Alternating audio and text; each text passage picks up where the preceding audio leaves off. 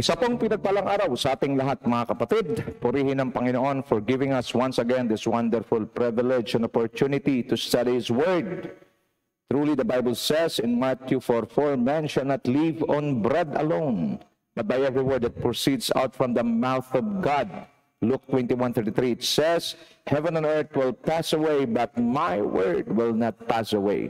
Muli po sa pong pinagpalang araw sa ating lahat, lalo na sa ating mga kapatid dito sa ating minamahal na bansang Pilipinas, mula GMA, Luzon, Visayas, and Mindanao. Salamat po at lalo na sa mga lingkod ng Diyos na nakikinig sa ngayon, kasama po ang kanilang mga leaders, workers, and members.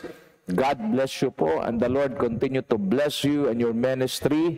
The Lord continue to empower you, grant you wisdom, knowledge, and understanding, especially anointing and power as you minister to the people of God. And God will also open the heavens to provide for all your needs.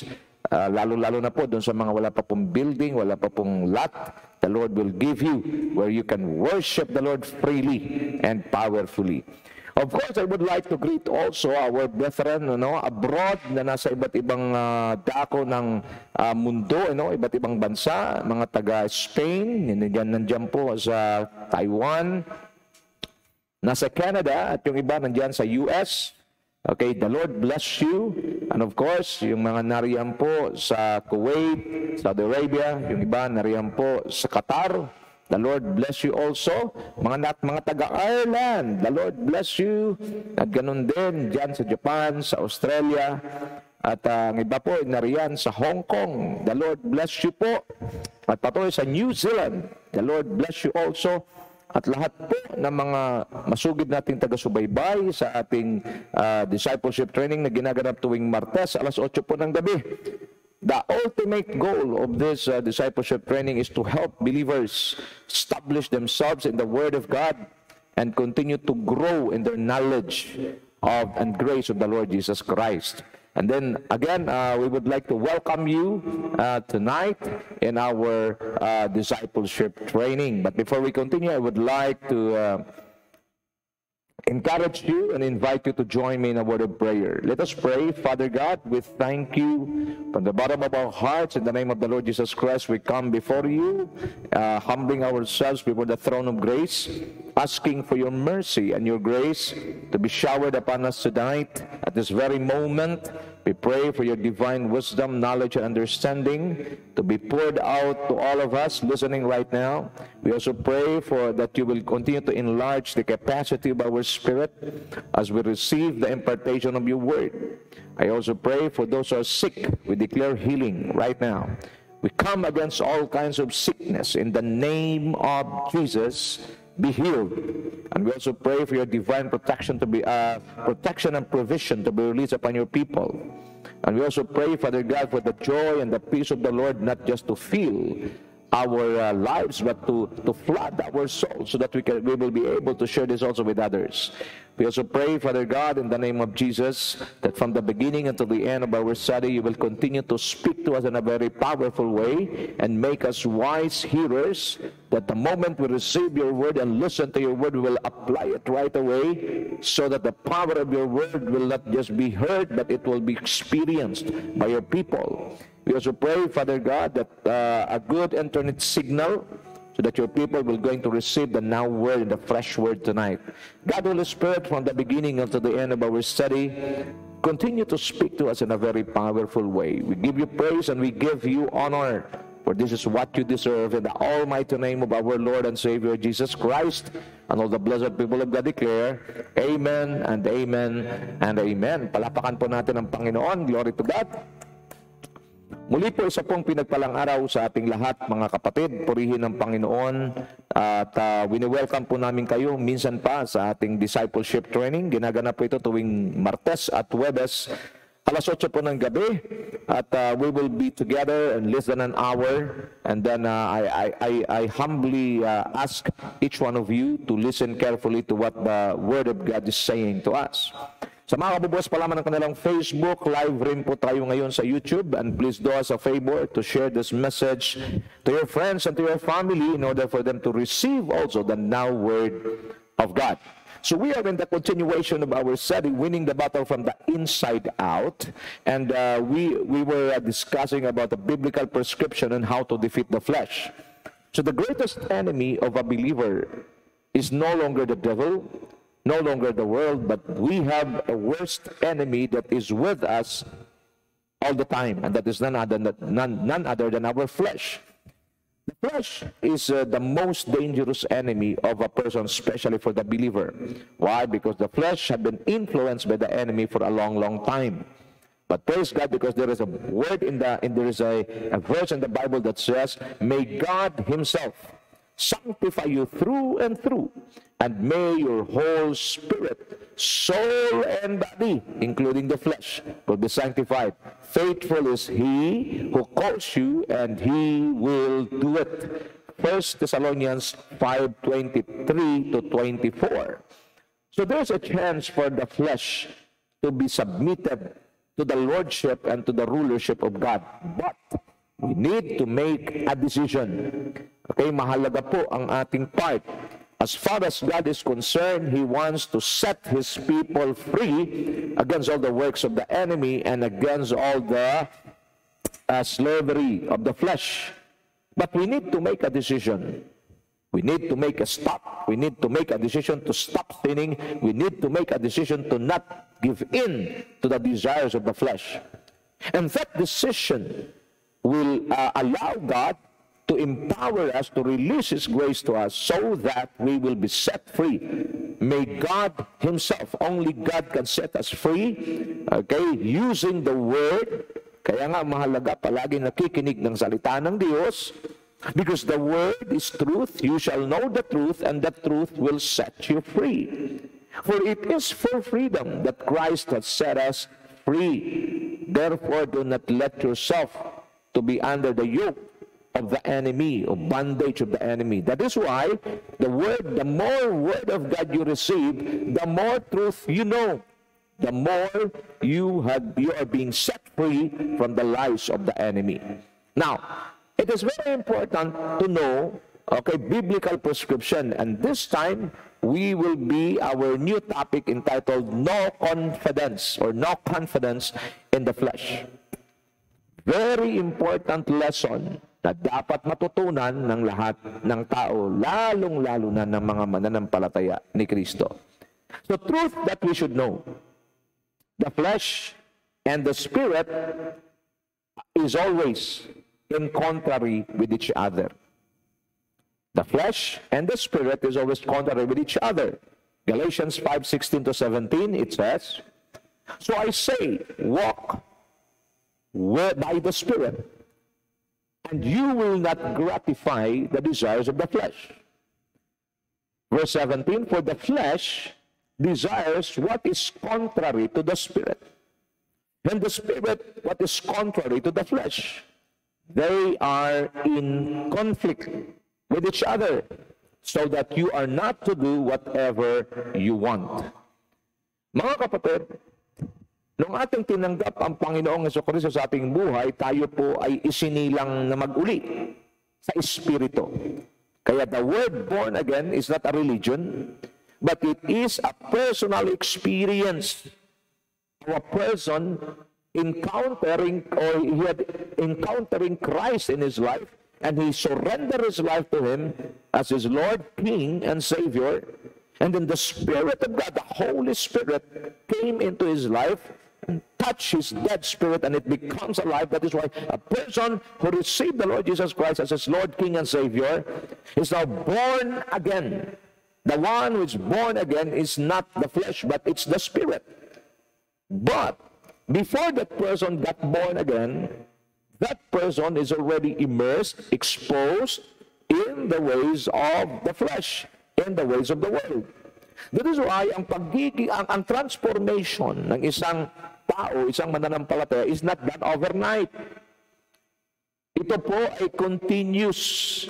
The transformation is continuous. That is what the Bible says in 2 Corinthians 3:18, we are being changed from glory to glory, until one day we shall become like Him. So, ang pagbabago natin ay hindi po overnight. That is why kung mayroong mga nakikinig sa akin ngayon, frustrated ho kayo kasi alam nyo mananampalataya kayo, pero mayroon kayong kahinaan na tuwing dumarating kayo po'y bumabagsak. Wag po kayo mawala ng pag-asa. Wag po kayo manghina. Bakit? Hindi lamang kayong nakakaranas niyan sa buong mundo. Halos lahat ng mananampalataya nakakaranas ng inyong nararanasan. Because there is a battle going on. That is why the title of our message, Winning the Battle from the Inside Out.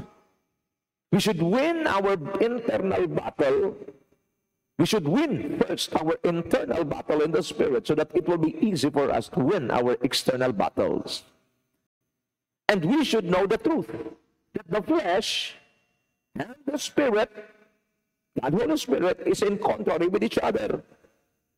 That is why hindi natin magagawa yung pinapagawa ng Diyos.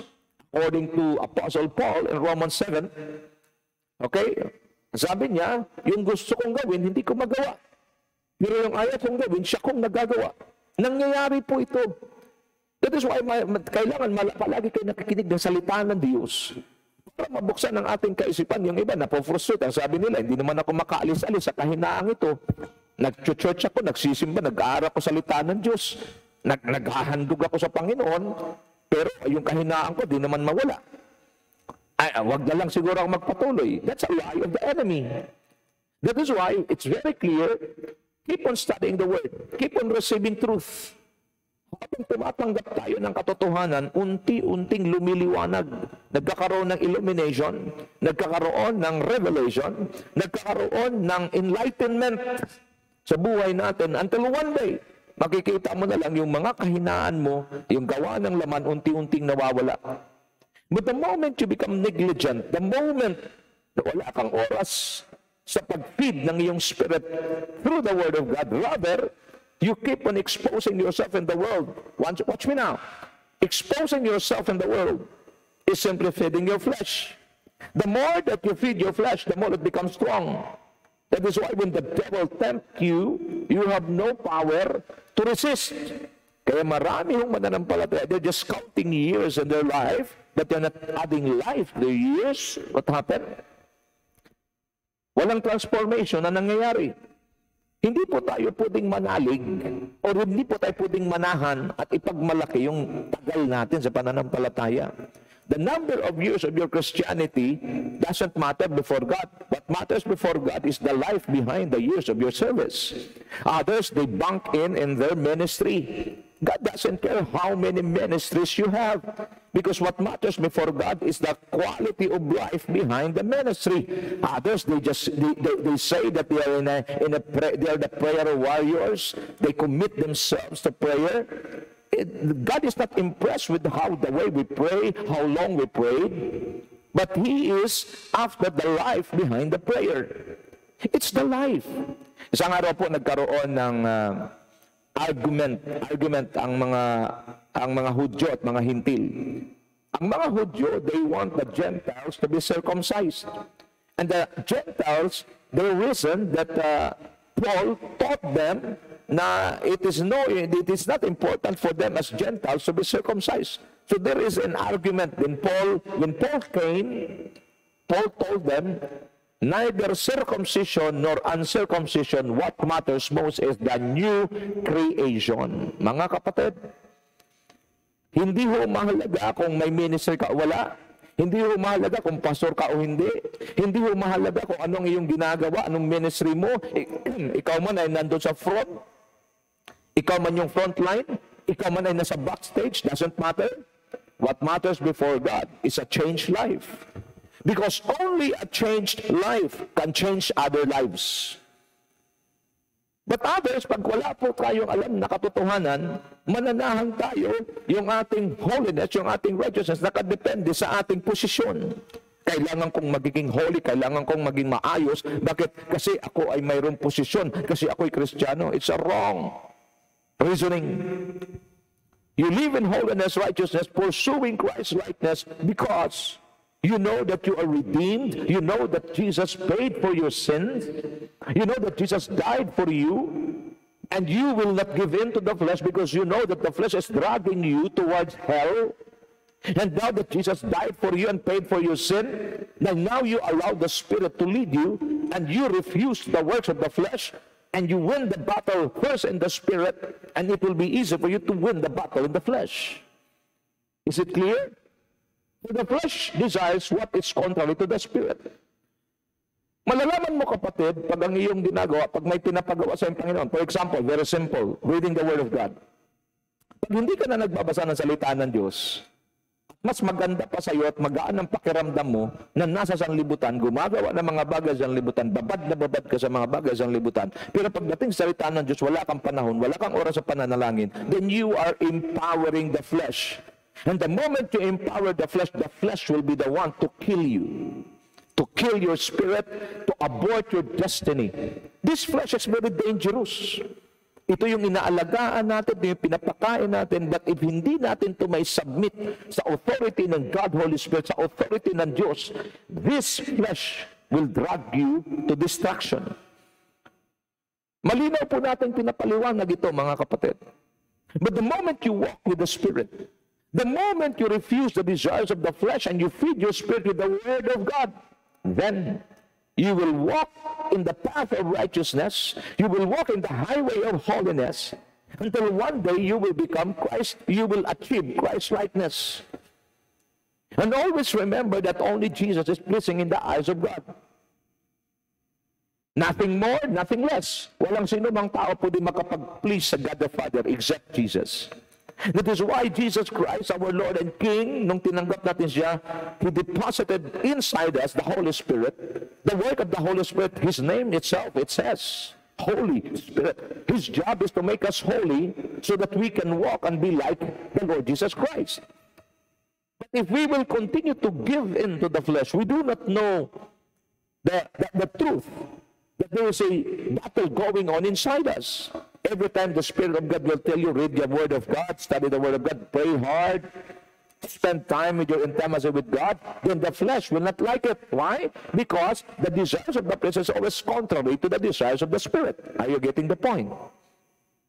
Ang tanong ko ngayon, who is the determining factor? You.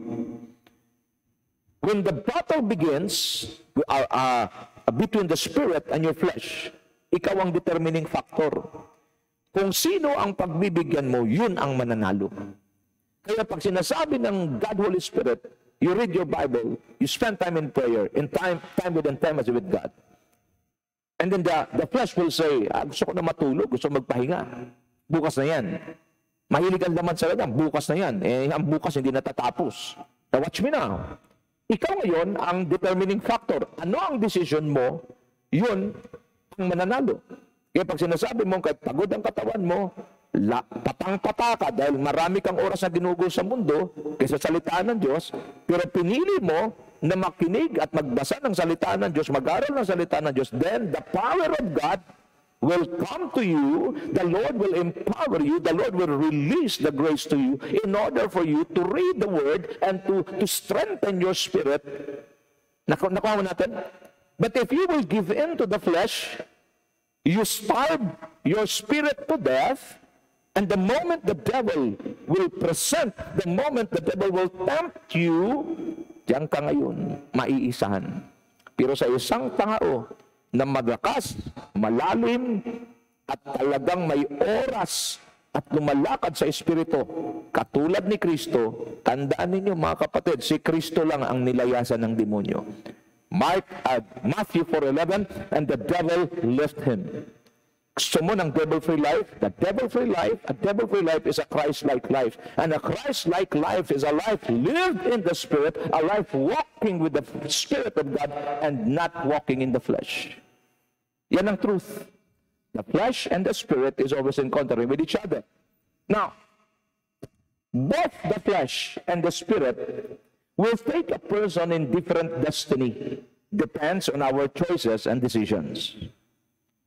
Parehong may destiny. Pag ang flesh ang pagbigyan mo, dadalhin ka nito sa isang destinasyon. Pag ang Espiritu ng Diyos ang pagbigyan mo, dadalhin ka rin nito sa isang destinasyon. That is why your choice and decision played a major role. Lagi kong sinasabi, life is full of choices. What you are now is a product of your choice, because your choice determines your destiny. Romans 8, 5-9, it says, those who live according to the flesh have their minds on what the flesh desires. But those who live according to the Spirit have their minds set on what the Spirit desires. The mind governed by the flesh is death. That's a destiny. Watch me now. The mind governed by the flesh is death. But the mind governed by the Spirit is life and peace. Mga kapatid, clear ang destiny. If you're a believer listening to me right now, you are experiencing difficulties, challenges, hindi ka na makalaya-alaya sa kahirapan, sa kaguluhan, sa anxieties, sa stress. Maybe you are operating in the flesh and you give in and you allow your mind to be governed by the flesh. Because the flesh will always lead to death. Yan ang nakalagay. Kasi sabing death, pwedeng hindi ka pa physically dead, but spiritually, you are already near death. Kailan mo masasabing near death ka na? Puro kaguluhan. Ang sabi ng Diyos, bibigyan kita ng buhay na ganap at kasiya-siya, kapayapaan. Pero bakit kaguluhan? Bakit kakapusan na sa halip na kasaganaan? Why? Because we allow the flesh to govern our lives. Ulitin ko, verse 6, Romans 8, the mind governed by the flesh is death. That is why we do not put our confidence in the flesh. But the mind governed by the Spirit is life and peace. Look at the difference. In spiritual things, my brothers and sisters in Christ, listen to me carefully. Living and walking with the Spirit, obeying what the Spirit of God is saying to us, will lead us to life and peace. No matter what happened in this world, there's a word in the Bible in Psalms 46. Si Yahweh ang ating kanlungan at laging tulong sa oras ng pangangailangan. Hindi tayo matitinag o matatakot, bundok ay mayanigman. Ito'y pumunta sa dagat. What does it mean? Even if the world will be shaken, a person who lives in the Spirit, a person who walks with the Spirit, will possess life and peace, even in the midst of the storm, even in the midst of chaos in this world. This is the reason why we are studying God's Word. It is very important. Because the flesh and the Spirit, both of them, will lead you to a destiny. Kaya tonight, the Lord is bringing you to a valley of decision. Sino ba ang pagbibigyan mo sa buhay mo? Because the battle, as long as we are here on earth, the battle between the flesh and the Spirit will never stop. Kaya mahalaga na nakakarinig tayo ng mensahe para tayo ay magdesisyon. This time, accurate ang desisyon natin. I must live and my mind must be governed with us by the Spirit so that life and peace will flow in my life. But if you allow your mind to be governed with the flesh, it will lead you to death. Another thing, the mind, verse 7, governed by the flesh is hostile to God. It does not submit to God's law, nor can it do so. Those who are in the realm of the flesh cannot please God. Mga kapatid, nawa, ngayong gabi, magbigay sa atin ito ng maliwanag na pagkaunawa at ibabalik tayo sa tunay na dahilan kung bakit tayo mananampalataya ngayon. It is very important to understand, it is very important to know na tayo po, nung wala pa kay Kristo, nabubuhay tayo sa laman. At ang mga gawa ng laman ay pawang katampalasanan, pawang karebeldihan, at pawang mga bagay na ginagawa ng laman na hindi kalugod-lugod sa Diyos. At ang tanging hatol ng Diyos sa lahat ng gawa ng laman ay kamatayan sa impyerno. Subalit sa kanyang kabutihan, ibinigay niya ang kanyang bugtong na anak upang tayong lahat ay mabigyan ng buhay na walang hanggan at matubos sa kamatayan doon sa impyerno. God snatched us from hell and He takes us to heaven. This is the reason why, kung tayo, makinig po kayo mga kapatid. Kung tayo talaga ay nagkiklaim na tunay na mananampalataya ni Kristo, dapat nagsusumikap tayo na huwag natin pagbigyan ng laman. Rather, nagsusumikap tayo na lumakad sa gabay ng Espiritu ng Diyos. Because a man, God doesn't care how many years you've been a Christian, but if you're still living in the flesh, then you cannot please God. And the moment you do not please God, then blessings intended by God for you, don't you know? Na mayroon ng nakalaang blessing, mayroon na nakalaang breakthrough, may nakalaan ng miracles para sa bawat isa sa atin. But God cannot release it. Why? Because we do not please Him, because we're living in the flesh.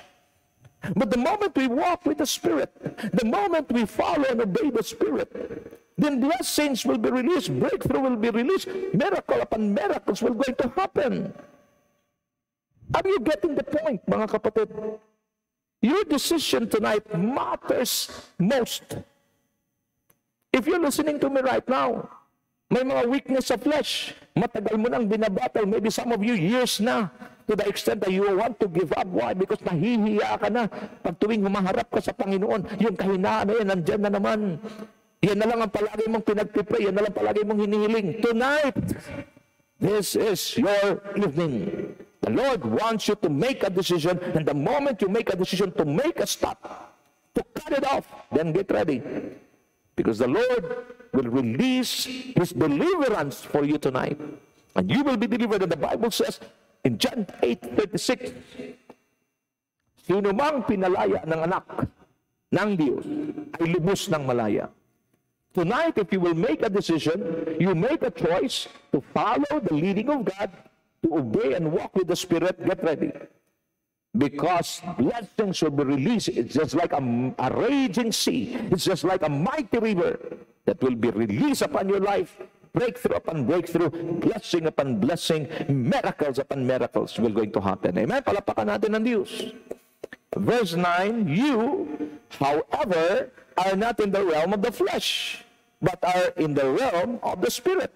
Why? Because we received and believed the Lord Jesus Christ as our King, Savior, King, Lord, and Savior. Palagi kong sinasabi, dapat ang pagtanggap kay Kristo di lamang tagapagligtas. Because there are people presenting the gospel in an inaccurate manner.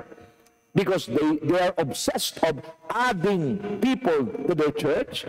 They preach the gospel in an accurate way. They are presenting to the people, if you will not receive Christ as your Savior, you will go straight to hell. That is a half-truth. Why? Totoo yun, na pag wala si Kristo sa buhay ng isang tao, siya talaga'y bubulusok sa impyerno. Pero hindi na ituro itong napakahalaga. Before making Christ your Savior, you have to make Him King and Lord over your life. When you speak about King, it means rulership. When you speak about Lord, it means lordship. Kung si Kristo ang hari at si Kristo ang nagmamay-ari ng buhay mo, then your salvation is just a byproduct of allowing Him to rule and allowing Him to own your life. Ang pagkakamali ng marami, pinipresent lamang si Kristo bilang tagapagligtas. That is why ang tao, sasabihin niya, ano bang gagawin ko? Sumunod ka lang sa panalangin. By the way, yung pagsunod sa panalangin, wala naman sa Bible. Ngayon, tinanggap mo na si Kristo, ikaw ay anak na ng Diyos, ikaw ay ligtas na. Pero di natin tinuro na pag ito'y tinanggap niya ang Panginoon bilang hari, hindi na siya maghari-harian sa buhay niya. Bilang Lord, hindi niya kanya yung buhay niya, hindi niya sasabihin, buhay ko to, huwag mo kong pakialaman, hindi na ganoon. Kay Kristo na siya. Katulad sinasabi ni Pablo, ako'y namatay ng kasama ni Kristo, hindi na ako nabubuhay, kundi si Kristo ang nabubuhay sa akin, at kung ako may buhay ngayon, mabubuhay ako sa pananampalataya sa anak ng Diyos na nagmamahal sa akin at nagbigay ng kanyang buhay para sa akin. This is the missing link sa buhay ng maraming mananampalataya because they just receive Christ as their Savior, but not Lord and King. Kaya nagkakaroon ng maraming carnality, nagkakaroon ng maraming stumbling block. Sa halip na magiging blessing, nagiging stumbling block ang marami. Why? My people perish because of lack of knowledge. Hosea 4:6. Kung ituloy mo ang basa nakalagay, because you have rejected knowledge, then I rejected you. Mga kapatid, kung hindi ka mag-decide ngayong gabi na i-devote mo ang time mo sa salita ng Diyos, sa pananalangin sa Diyos, sa intimacy sa Diyos, sa commitment mo sa gawain sa Diyos, at magdala ng maraming kaluluwa sa Panginoon, you will continue living your Christian life defeated. Huwag ka magalit sa akin. Maraming mananampalataya, defeated ang buhay mananampalataya. Napakalinaw sa John chapter 10 verse 10, sa Tagalog ang sabi, na parito lamang ang magnanakaw, speaking of the devil, para magnakaw, magwasak at pumatay, kasama ng mga lepores niya ron. Pero sabi ni Kristo, ako'y naparito, subalit ako'y naparito para bigyan kayo ang mga tupa, ang kanyang mga pinili, ng buhay na ganap, perfect, at kasiya-siya, abundant. Iba yung alam natin, iba yung naranasan natin. Why? Because we fail to walk with the Spirit. Rather, we allow our mind to be governed by the flesh. That is why chaos, that is why poverty, that is why things that are not a good testimony in the life of a believer, things that is not intended for us by God. Hindi yun ang mga nangyayari. Your decision tonight, your choice tonight, played a major role. If indeed the Spirit of God lives in you, you, however, are not in the realm of the flesh, but are in the realm of the Spirit. If indeed the Spirit of God lives in you. Look at this. And if anyone does not have the Spirit of Christ, they do not belong to Christ. Mabigat po ang aking hamon ngayong gabi. Una sa sarili ko, pangalawa po sa ating lahat na nakikinig. Gaano ka kasigurado, based sa ating pinag-aaralan ngayon, nung tinanggap mo ba si Kristo, tinanggap mo siya bilang King, Hari, Ruler, Lord, pag sinabing Lord, Owner, and Savior, Messiah sa buhay mo. Maganda po i-check natin yung ating foundation. Baka kasi, baka lang, yung iba sa atin tumanggap kay Kristo at yung nag-present sa atin ng gospel, parang ipinresent lang sa atin, tanggapin mo si Kristo bilang tagapagligtas o Savior. Hindi sa atin na ituro ang kumpletong gospel. That is why, dahil tinanggap lang natin siya bilang Savior, tayo pa rin ang ruler, nag-ari-harian sa buhay natin, na siya nagdadala sa atin sa kapahamakan at owner. Lagi pa rin tayo nagsasabi, buhay ko to, huwag niyong pakialaman. Diyan tayo nagkakaproblema. Why? Kasi pag wala yung rulership ng Diyos, pag sabing rulership, kingdom, king's domain, pag wala yung ownership ng Diyos, hindi natin naintindihan. Kaya ginagawa pa rin natin yung gusto natin. Ginagawa pa rin natin yung maibigan natin. And we live our lives according to what we know, not according to what God says. It's the reason why defeat after defeat, sa halip na cycle of life ang ating dinadaanan. Ang dinadaanan ng maraming nabubuhay sa laman at hindi lumalakad sa leading ng Espiritu ng Diyos is a cycle of defeat. Instead of walking, instead of living in the cycle of life. Mga kapatid, kumusta? Balikan mo yung pagkilala mo sa Diyos. Yung iba po kasi, nakilala ang Panginoon sa masyadong emotional na paraan. Knowing Christ based on our emotion will not last.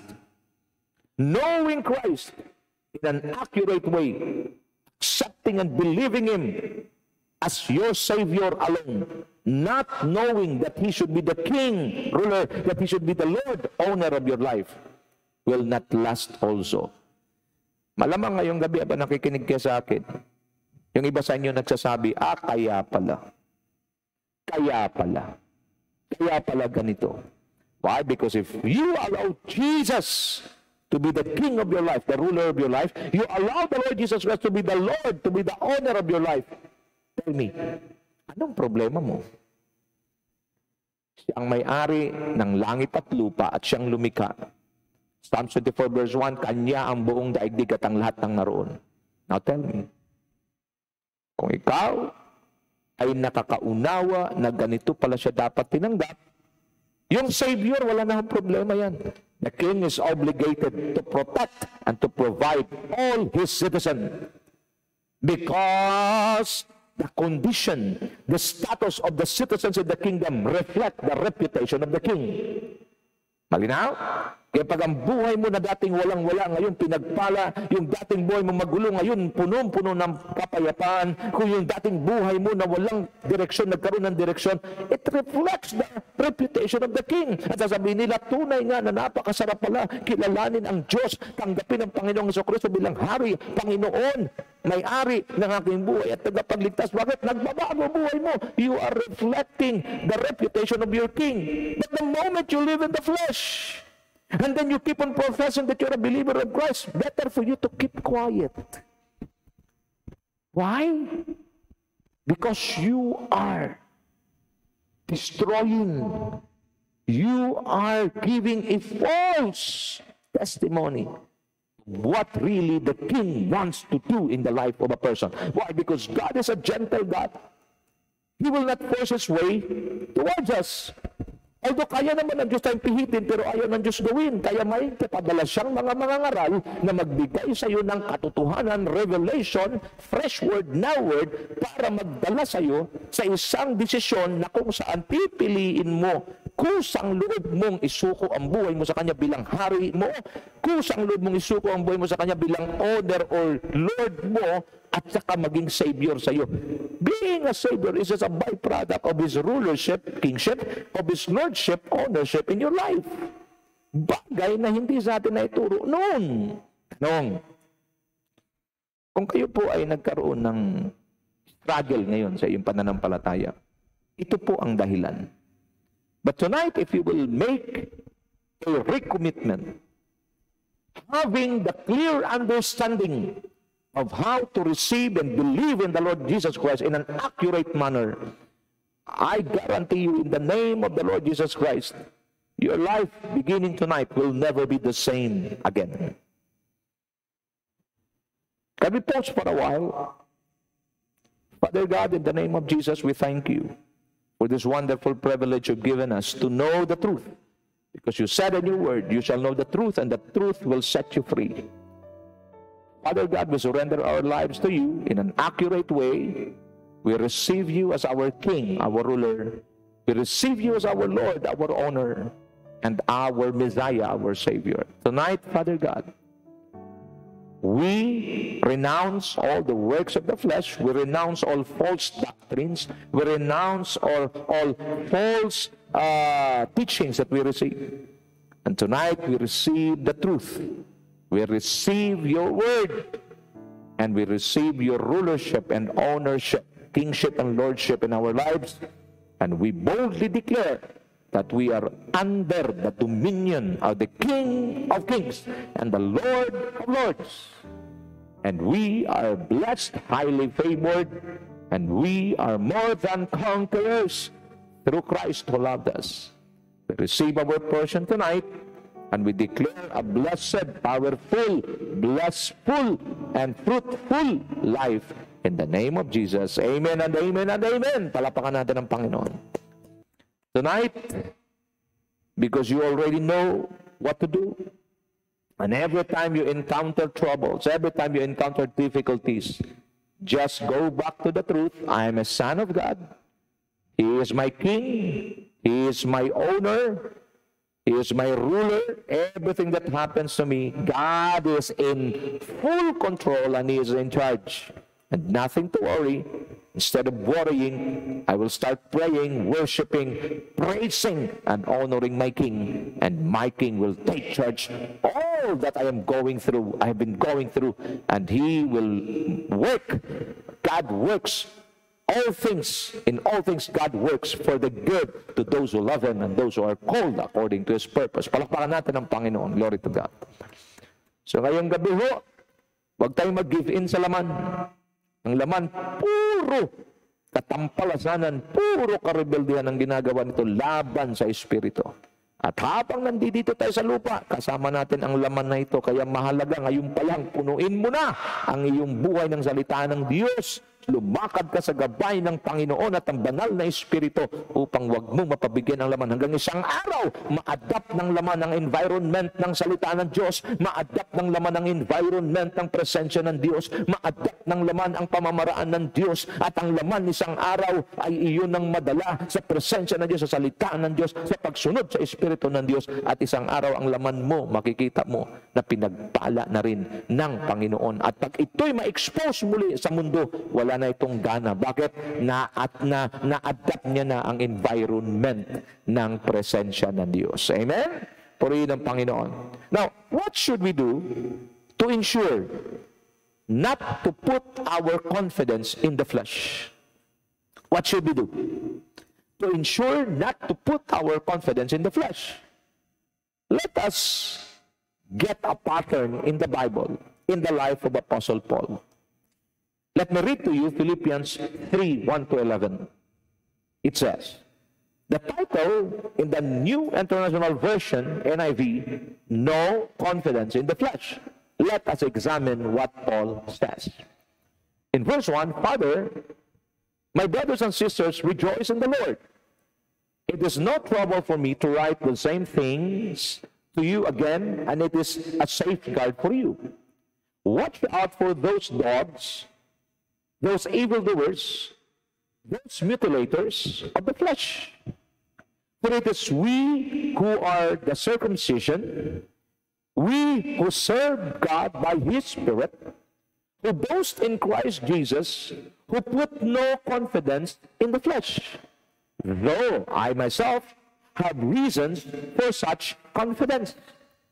Pinakita ni Pablo sa mga taga-Pilipos na hindi na siya, na dapat ang ating confidence ay nasa Diyos at huwag tayong makinig sa mga sinasabi ng mga tao na nabubuhay sa laman. Ang sabi niya, ang kumpiyansa natin ay nasa kay Kristo, sa Espiritu ni Kristo, at hindi na tayo nagtitiwala o naglalagay ng ating confidence sa laman. Ang sabi niya, na kahit pa ako'y marami namang pwedeng ipagmalaki sa laman. Tingnan niyo ito. If someone else thinks they have reasons to put confidence in the flesh, I have more. So inisa-isa ni Pablo, circumcised on the 8th day of the people of Israel, of the tribe of Benjamin, a Hebrew of Hebrews, in regard to the law, a Pharisee. Matindi si Pablo. Ano pa? As for zeal, persecuting the church. As for righteousness, based on the law, faultless. Ito yung credentials ni Pablo pagdating sa laman o sa kanyang achievements sa laman. But look at what Paul says in verse 7. But whatever were gains to me, I now consider loss for the sake of Christ. Napakagandang example ni Apostol Pablo. Kahit napakatindi ng achievements niya dito sa lupa, gamit ang kanyang laman. Ang sabi niya, but whatever were gains to me in my flesh, I now consider loss for the sake of Christ. Because a man living in the flesh will never know God in a deeper way. Kasi ang flesh ang hadlang para makilala ng isang tao, specifically mananampalataya si Kristo. Kaya pansinin mo, pagpatuloy kang lumalakad sa gabay ng laman, hindi mo mapiplis ang Diyos at hindi mo malalaman ang kalooban ng Diyos. Kaya sabi ni Pablo, lahat ng ito, kinonsider kong pagkatalo. Makilala ko lang si Kristo. What is more, I consider everything a loss because of the surpassing worth of knowing Christ Jesus my Lord, for whose sake I have lost all things. I consider them garbage that I may gain Christ. Mga kapatid, isinulat sa Biblia ito gamit ang buhay ni Apostol Pablo. Hindi po si Pablo basta-bastang tao.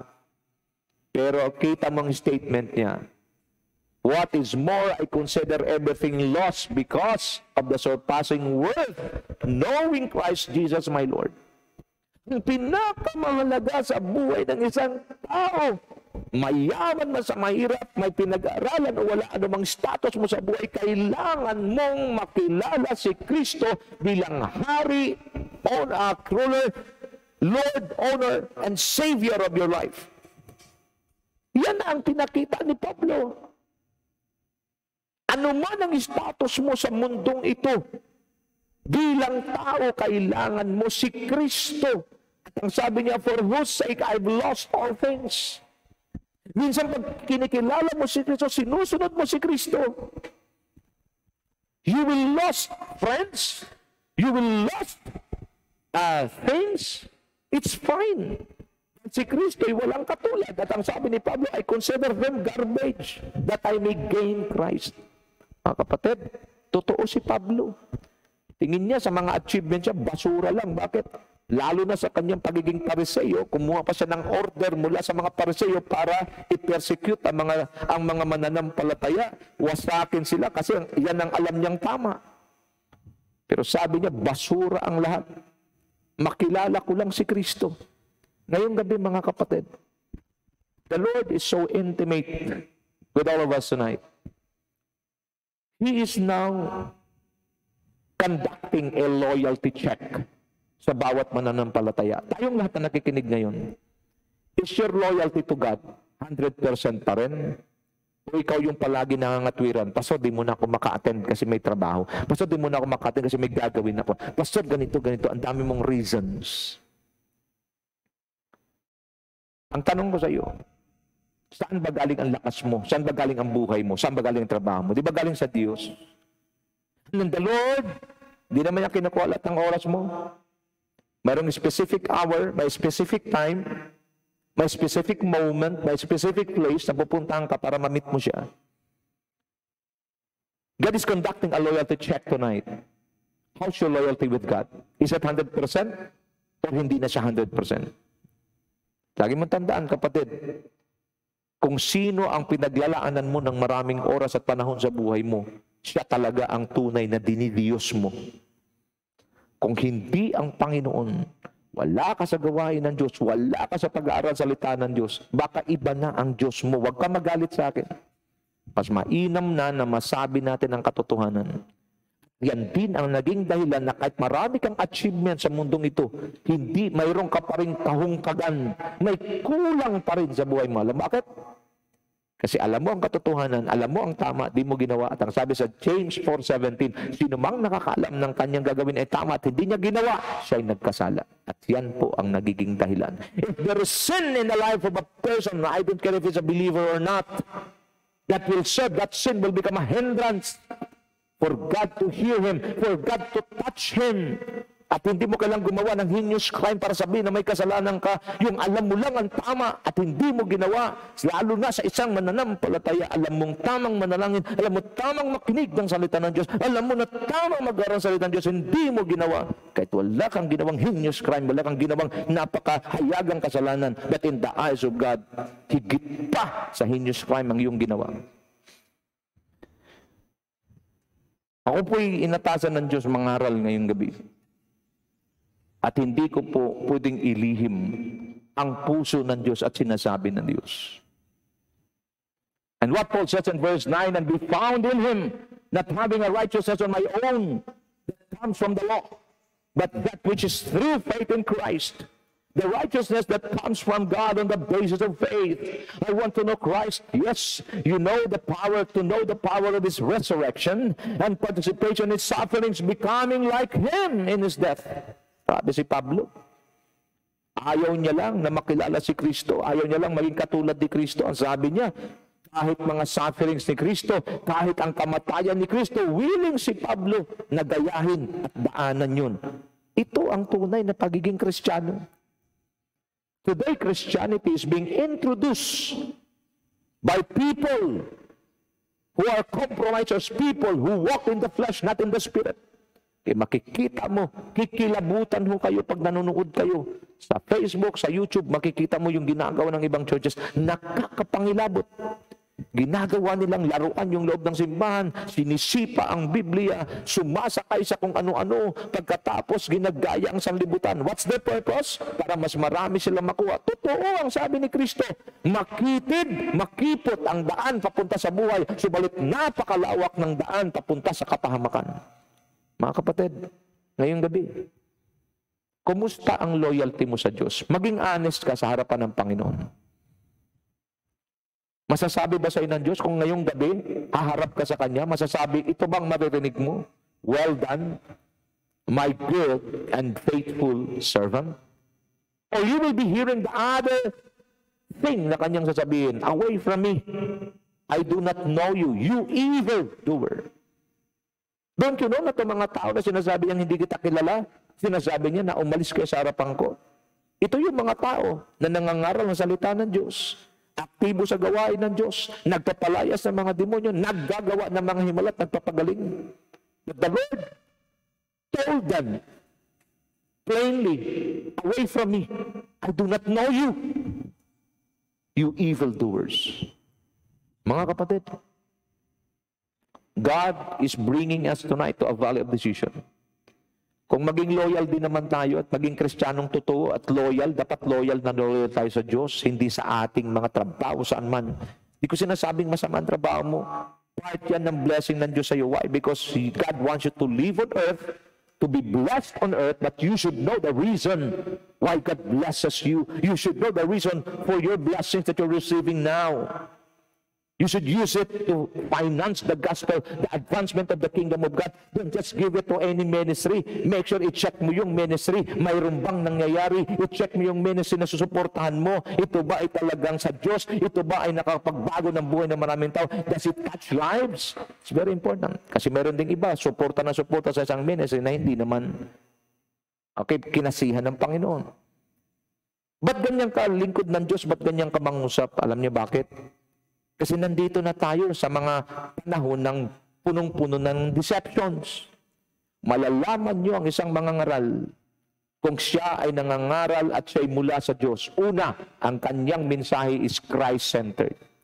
Si Kristo lang ang naitaas, hindi sinumang tao, hindi sinumang grupo, kundi si Kristo lang. Pangalawa, siya po, pag nangangaral, mayroong biblical na reference. At yung pagpipreach siya ng biblical na reference ay nasa konteksto nito. At hindi ang kanyang opinion, ang kanyang sinasabi, kundi ang sinasabi ng may-ari at author ng salita ng Diyos. You will sense it in your spirit. That is why I challenge you, every time you listen to the Word of God, make sure that you ask God for the spirit of discernment, because ang salita din ng Diyos ang gagamitin ng mga false teachers, false prophets, that you will sense their spirit bringing the true gospel of God, the true message of God. If their message is Christ-centered, if their message is according to the Word of God and the Word of God that they're preaching, always pointing people towards Christ, not towards a person, not towards a group or organization. Mga kapatid, mahalaga ito. Tonight, sabi ni Pablo, I want to know Christ, to know the power of His resurrection, and participation of His sufferings, becoming like Him in His death, and so somehow attaining to the resurrection from the dead. Paul's aim is to know Christ. Let me give you some.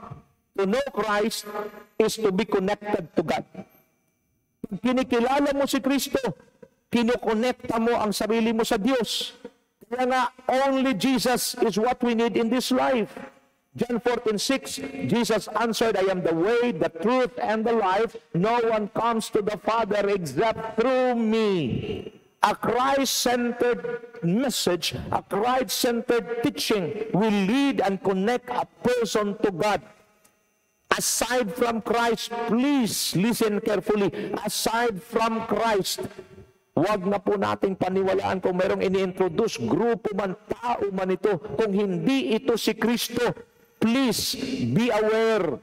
Because only Jesus is the way, only Jesus is the truth, only Jesus is the life for a person to be connected to God and for a person to be with God. Malinaw po. 1 Timothy 2:5 and 6.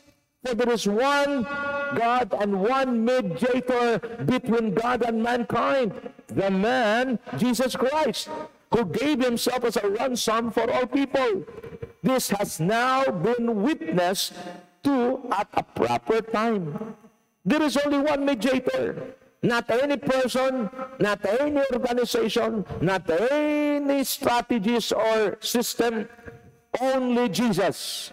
So the moment you go through Jesus, the moment you know Christ, kaya nga ang ultimate goal ng isang mananampalataya, kilalanin si Kristo. Ang ultimate goal ng isang tao, hindi yumaman sa mundong ito, kasi anumang yaman mo, pagkamatay mo, di mo matatalayan. Pero pag kilala mo si Kristo, nabuhay ka para kay Kristo, sumunod ka kay Kristo, ginaya mo ang pamamaraan ni Kristo, kalugod-lugod ka sa Diyos, konektado ka sa Diyos, at pag konektado ka sa Diyos, walang dapat ikatakot. Kasi nakakonekta ka sa source, ang may-ari ng lahat ng bagay, at ang lumika ng langit at lupa. Mga kapatid, ito na ang gabi. Nag-check ang Diyos ng loyalty, is conducting a loyalty check. And we should present ourselves. We should present our loyalty to God 100%. Lord, I am yours. No matter what happened, I will serve you till my last breath. This is the word of God for all of us tonight. Pag kayo mawala sa Thursday, napakahalaga po. Susundan na nito, no confidence in the flesh. The Lord bless you and keep you. The Lord makes His face to shine upon you and give you peace. Your table will never run out of food. There will always be food at your table so that you will be able to share it with others. Wherever you go, the Lord be with you. Whatever you do, the Lord prosper all the works of your hands. This is the word of the Lord. God bless you and your whole family. In Jesus' most powerful name I pray. Amen and amen and amen. Stop.